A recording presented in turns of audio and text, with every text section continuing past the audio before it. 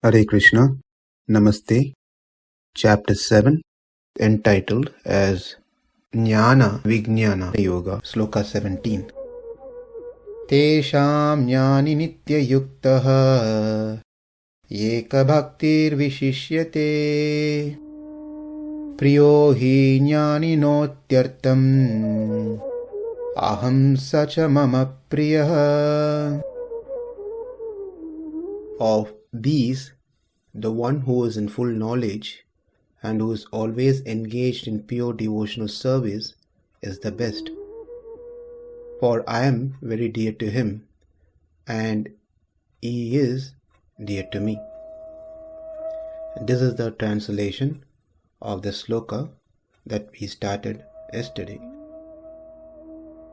After explaining that there are 4 types of people who worship him, that is Krishna, the one among them is very, very special. He is the best among the 4. Who's that? That is the jñānī. Why he is very special? Because of 2 important reasons. One is nitya-yukta, another one is eka-bhaktir.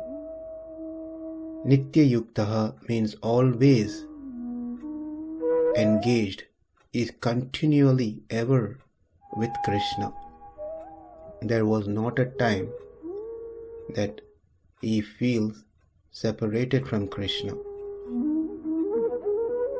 And we saw this in detail in the previous session. Now, let's understand the second factor for he being very special. That is eka-bhaktir. Means his love for Krishna is very special. He loves only one, and that one is Krishna. He doesn't worship or he doesn't go to anyone else. He is fully focused only in Krishna.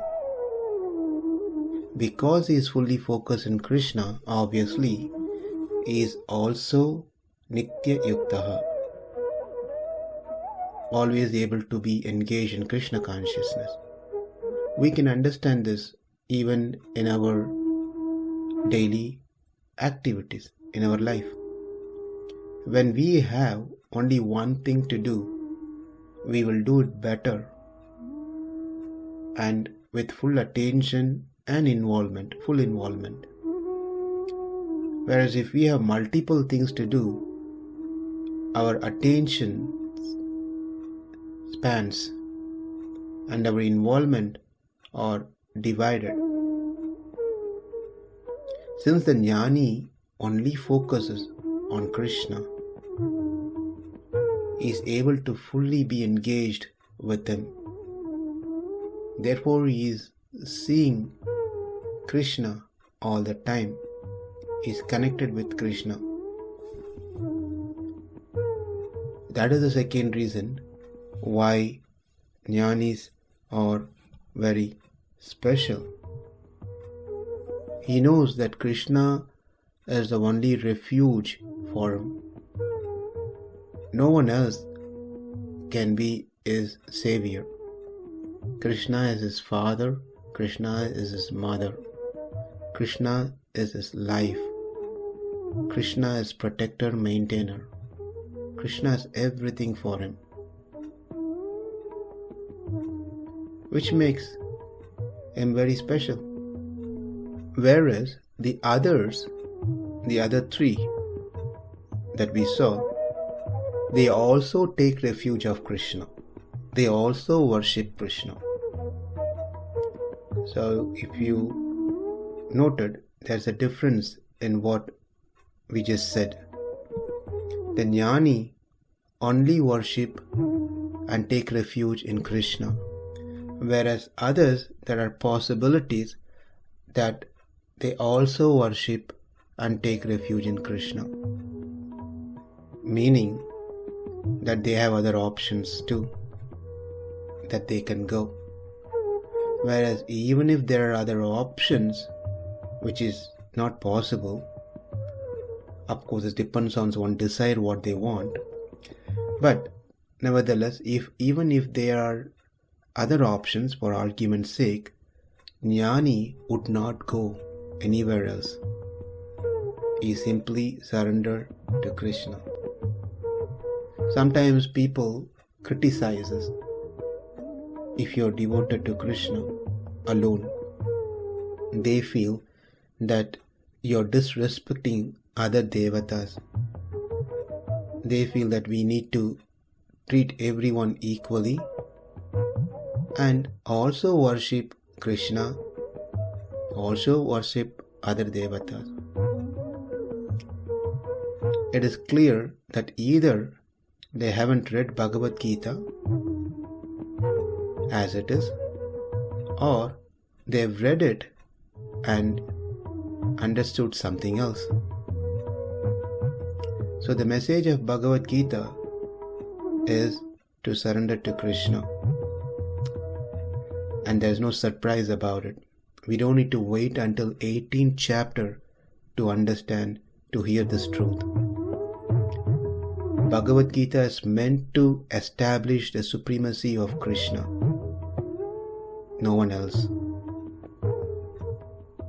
Therefore, one who has read Bhagavad Gita, one who has read from the right source, one who has understood the message of Gita will know there could be no other options other than Krishna. Krishna is the only savior. And that does not mean we disrespect others, other devatas.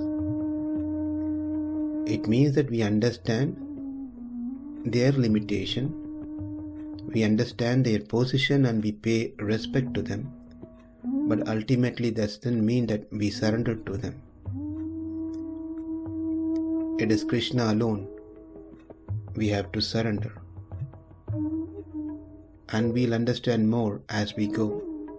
So, this jñānī, who is nitya-yukta and eka-bhaktir, they do everything as service unto Krishna.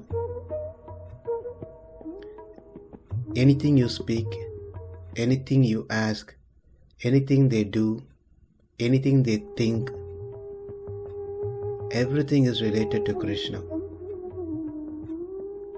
They have no other desire, they have no other goal other than Krishna. teṣāṁ jñānī nitya-yukta eka-bhaktir viśiṣyate priyo jñānino tyartham ahaṁ sacha mama priyaḥ. Namaste. Hare Krishna.